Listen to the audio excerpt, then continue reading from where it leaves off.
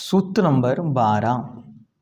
और कौन सी भावनाएं हैं जो वृत्ति और सम्यक दृष्टि जीव निरंतर भाए?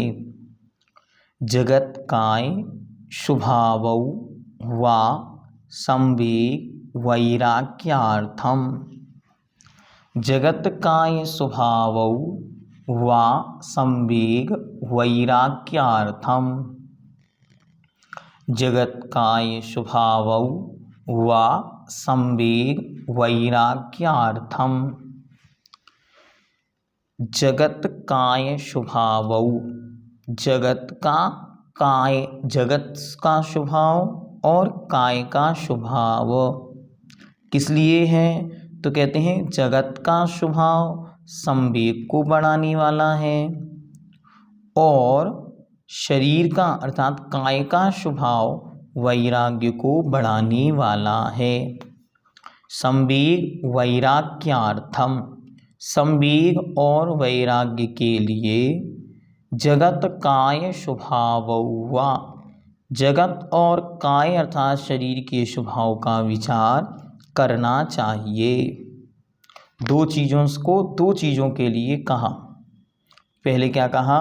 सबसे पहले कहा कि जगत का स्वभाव, जगत का स्वभाव कैसा है? तो कहा यह जगत तो अनादि है, अनंत है और अनेक प्रकार से बना हुआ है।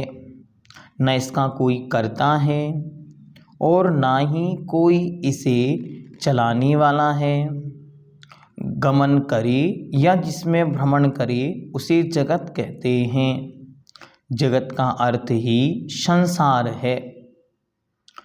इस संसार में यह जीव अनंत काल तक मिथ्यात्व के वशीभूत होकर नाना योनियों में जन्म मरण के दुखों को भोगते हुए भ्रमण करता है। यहाँ कोई वस्तु नियत नहीं है। यहाँ रह तो रहा है लेकिन यहाँ कुछ भी नियत नहीं है। जीवन जल की बुदबुदी के समान है और भोग संपदाएं बिजली व इंद्रधनुष के समान चंचल हैं। संसार में कोई भी रक्षक नहीं है। जीव अकेला जन्मता है और अकेला ही मरता है, अर्थात यह जीव अकेले ही अपने सुख दुखों का कर्ता और भोक्ता होता है। शरीर का स्वभाव कैसा है? यह जो शरीर है यह स्वभाव से ही नश्वर है, अपवित्र है, अनित्य है, दुख का कारण है, निसार है और रोगों का घर है। इस प्रकार यह जीव निरंतर चिंतन करता है। इनका चिंतन करने से क्या होता है? तो कहते हैं जगत के चिंतन से संवेग बढ़ता है। संवेग का अर्थ है संसार के प्रति भय।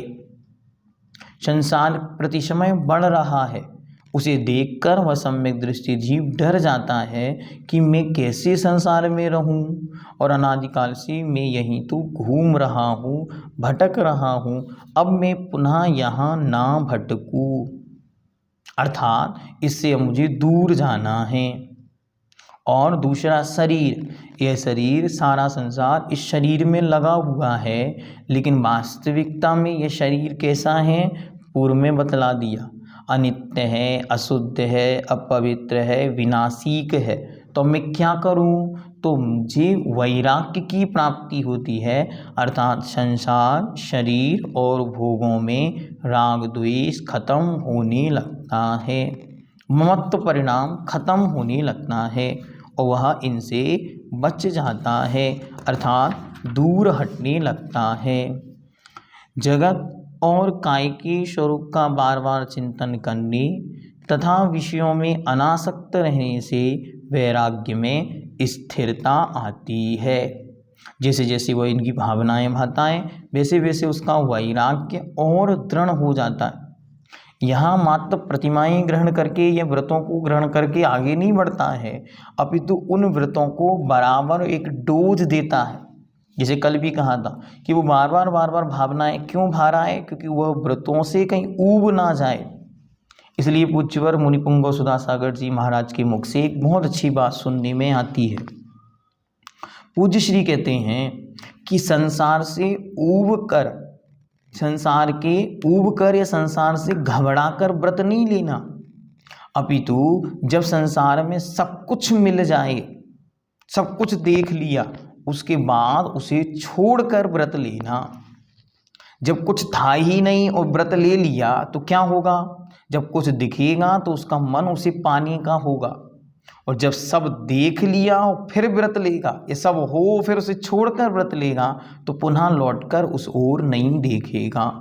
इसलिए अच्छी तरह चिंतन मन उसका निरंतर चलता रहे, क्योंकि जीवन तो विशाल है, जब तक रहेगा तब तक वह क्या सोचे। उसके लिए ये पहले तो 5 व्रतों की भावनाएं थी, उसके बाद 2 पाप संबंधी चिंतन दिया, और फिर आचार्य संसार के स्वरूप का वर्णन बतलाते हैं कि जगत का चिंतन करने से निरंतर संवेग बढ़ेगा, संसार के प्रति भय बढ़ेगा, और शरीर के स्वभाव का चिंतन करने से निरंतर वैराग्य बढ़ेगा और वह मोक्ष मार्ग में स्थिर हो जाएगा।